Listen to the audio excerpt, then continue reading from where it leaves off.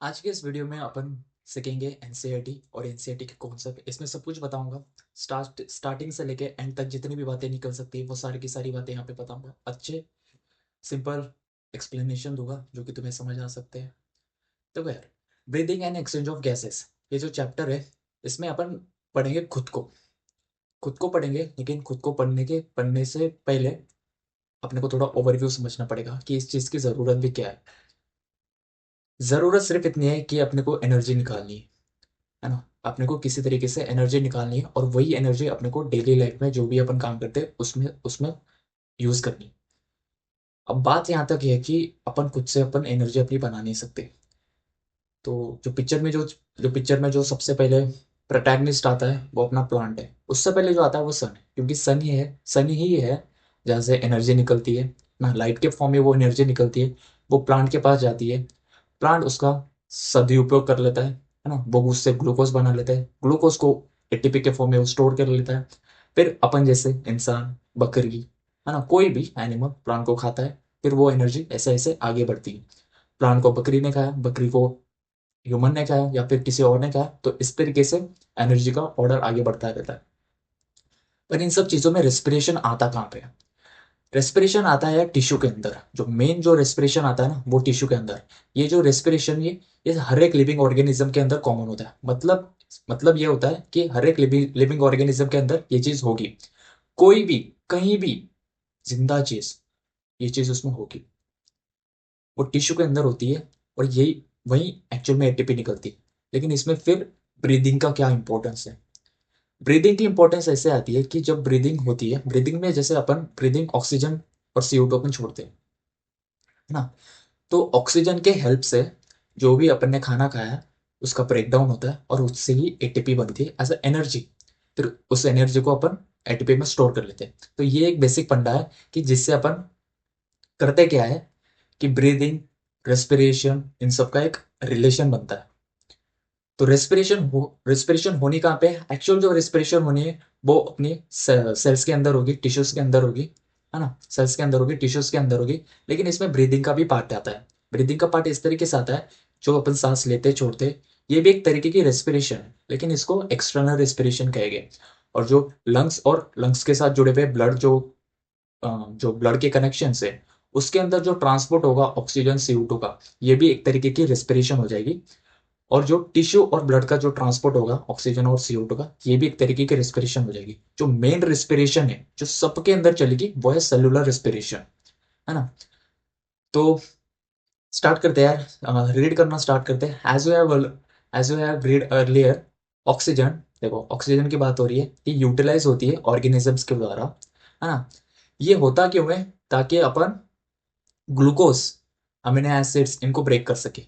इनके ब्रेक करने का फायदा क्या मिलता है कि एनर्जी बनती है। उसी एनर्जी को अपन एटीपी के फॉर्म में स्टोर कर लेंगे और वो अपन खर्च कर सकते हैं।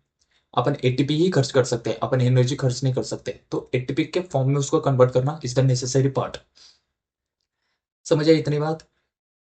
एनर्जी बनाने के लिए अपने को बहुत सारी एक्टिविटीज करनी पड़ती है। ये जो एक्टिविटीज चलती है ना, बहुत सारी जो यहाँ पे लिखा है, ये चलती है सेल के अंदर। इस एक्टिविटी के द्वारा CO2 भी बनती है और वो ठीक नहीं होती अपने लिए। ठीक नहीं होती इसलिए अपन उसको बाहर छोड़ देंगे। उसका एक अच्छा प्रोसेस होता है ना। उसका एक प्रोसेस होता है, वो समझना जरूरी है। जैसे यहाँ पे लिखा है कि कैटाबोलिक रिएक्शन। जो टिश्यू में जो रिएक्शन चलती है ना उसको कहते हैं catabolic reaction. Catabolic reaction, anabolic reaction, ये दोनों मेटाबॉलिज्म से रिलेटेड है। मेटाबॉलिज्म का मतलब होता है कि अपने बॉडी के अंदर जितने भी रिएक्शंस हो रहे हैं उन सबका जोड़। अपने बॉडी के अंदर जितने भी रिएक्शंस हो रहे हैं उन सबका जोड़। अगर वो जोड़ उन सबका जोड़ उन उन सबके रिएक्शंस अगर किसी चीज को बनाने के लिए हो रहा है, मतलब एडिशन हो रहा है, या फिर मतलब यूं समझ लो कि कुछ बन रहा है, तो वो क्या हो जाएगा? वो एनाबॉलिज्म हो जाएगा। कुछ बन रहा है और कोई चीज टूट रही है, वो हो जाएगी कैटाबॉलिज्म। इस चीज में कैटाबॉलिक रिएक्शन में होता क्या है कि ग्लूकोज टूटता है और उससे बनती है एनर्जी, CO2, और थोड़ा पानी भी बनता है। It is therefore evident that O2 has to be continuously provided to cell and CO2 produced by the cell have to be released out. इसका ये मतलब है कि इस क्रिया को चलाने के लिए कि ग्लूकोज को एनर्जी में कन्वर्ट करने के लिए अपने को O2 की ज़रूरत है, और वो कंटिन्यूसली ज़रूरत है ताकि सेल अपने काम कर सके, उससे एनर्जी बन सके, और वो एनर्जी अपने बॉडी के अंदर जितने भी प्रोसेसेस चलती है, जितना भी कुछ क्रियाकांड चलता है, वो सब चलाने के लिए अपने को चाहिए एनर्जी, है ना। और उस दौरान बनती है CO2, जो कि अपने को नहीं चाहिए, वो हार्मफुल होती है, वो हार्मफुल होती है बस।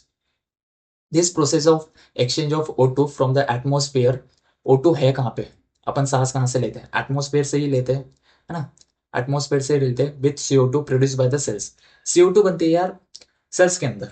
देखो, जो एटमोस्फेयर में जो CO2 है ना, उसकी मात्रा कम होती है जितना कि अपने सेल्स के अंदर उसकी मात्रा होती है, उससे तो कम ही होती है। इसलिए इसी वजह से यार जो पार्शियल प्रेशर ऑफ CO2 होता है, वो टिश्यू से एटमोस्फेयर तक जा सकता है ना। This process of exchange of O2 from the atmosphere with the CO2 produce by cells is called breathing. देखो, ये जो ब्रीदिंग वर्ड लिखा है ना, और ये जो यहाँ तक का सेंटेंस लिखा हुआ है ना, ये है कहाँ से, जैसे एटमॉस्फेयर से लेके टिश्यू तक की बात हो रही है। ये इस एटमॉस्फेयर से लेके टिश्यू तक, जहाँ पे जितना भी कुछ चल रहा है ना, अपने टिश्यू से लेके एटमॉस्फेयर तक जितना भी एक्सचेंज हो रहा है ना, इन सबको कलेक्टिवली ब्रीदिंग कह रहे हैं। तो इस ब्रीदिंग में, है ना, कॉमनली नोन एज रेस्पिरेशन। तो एक्चुअली इस ब्रीदिंग या फिर रेस्पिरेशन में 4 इंपॉर्टेंट स्टेप्स होती है, जैसे कि बाहर से ऑक्सीजन लेना, है ना, बाहर से एयर को लेना, ऑक्सीजन को लेना और उसको छोड़ना। तो ये सबसे पहले बाहर बाहर हो गया। फिर लंग्स के अंदर भी होता है, लंग्स के अंदर जो एल्वेला होता है, एल्वेला एक छोटा सा हिस्सा होता है लंग्स का, और जो ब्लड होता है, इसके अंदर भी इन ऑक्सीजन और CO2 का ट्रांसपोर्ट, या फिर यूं कह लो कि इनका एक्सचेंज, ये भी एक तरीके का रेस्पिरेशन हो गया। और फिर जो टिश्यू और ब्लड, इनका भी आपस में एक्सचेंज, ये भी एक तरीका हो गया। और जो सबसे कॉमन जो मैंने कहा कि सेलुलर रेस्पिरेशन, सेलुलर रेस्पिरेशन हर एक ऑर्गेनिज्म में होगा, और वही होता है जो ATP वहां से बननी है ना। तो सारा जो सारा का सारा जो अपना गोल है ना, वो अपने को सेल में ही जाके करना है इन दी एंड। लेकिन वो इस चैप्टर में नहीं है, वो प्लांट वाले चैप्टर में दिया है, जो कि पिछले ही NCERT के कुछ चैप्टर के पहले है। अगर तुम अपने छाती के यहाँ पे हाथ रखोगे तो तुम्हें दिखाई पड़ेगा कि कुछ ऊपर नीचे हो रहा है। ये ऊपर नीचे हो क्या रहा है, ये हो रहा है क्योंकि वही ब्रीदिंग हो रही है, हार्ट भी बीट कर रहा है ना, बहुत सारी चीजें यहाँ पे चल रहा है। तो अपन ब्रीथ करते कैसे, ये तो सवाल है, और इसी सवाल का अपन इस चैप्टर में आंसर करेंगे। The respiratory organ and the mechanism of breathing are describe in the following section.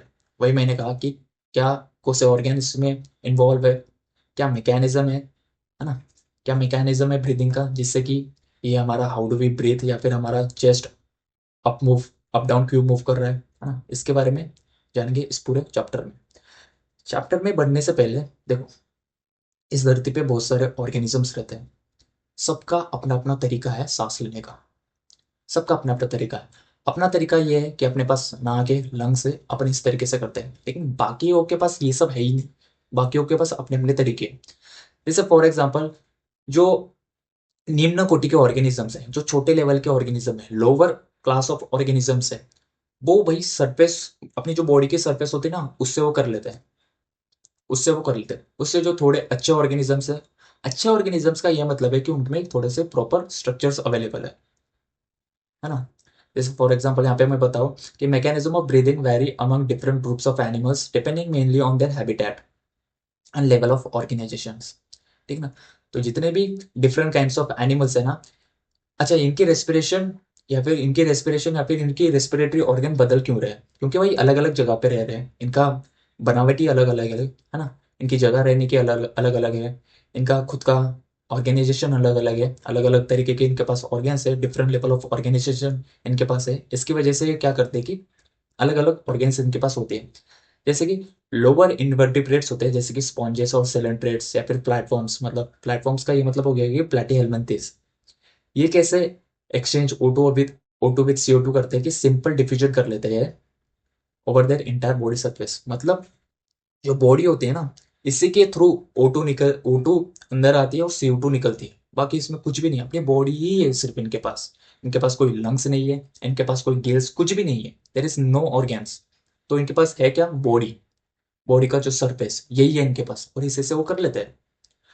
फिर अर्थवर्म, अर्थवर्म की बात करते हैं तो वो मॉइस्ट क्यूटिकल यूज करता है।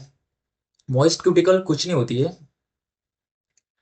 मॉइस्ट क्यूटिकल कुछ नहीं होते कि अर्थवर्म की होती क्या है कि एक बहुत पतली सी स्लेंड बहुत पतली सी क्या होती है स्किन जैसी उनकी बॉडी होती है ना, छोट पतली सी स्किन होती है, उसके ऊपर एक नॉन सेलुलर लेयर होती है, उसी को कहते हैं क्यूटिकल, और वो थोड़ी गीली होती है, इसलिए मॉइस्ट क्यूटिकल, उसी से वो रेस्पिरेशन कर लेता है।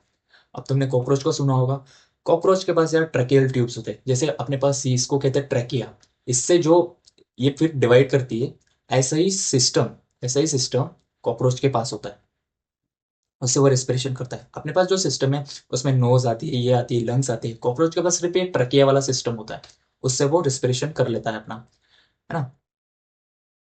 और जो थोड़े पानी में रहने वाले हैं वो गिल्स का कर सकते हैं, जैसे कि एक्वेटिक आर्थ्रोपोड्स हो गए, मोलस्कस हो गए, है ना। और अपने पास जैसे है अपन लंग्स कर सकते हैं, क्योंकि धरती पे लंग्स चलता है और पानी में गिल्स चलता है। गिल्स कौन यूज करेंगे? जो एक्वेटिक आर्थ्रोपोड्स, पानी में रहने वाले कीड़े, बस पानी में रहने वाले कीड़े, इंसेक्ट्स, मोलस्कस, ये दोनों।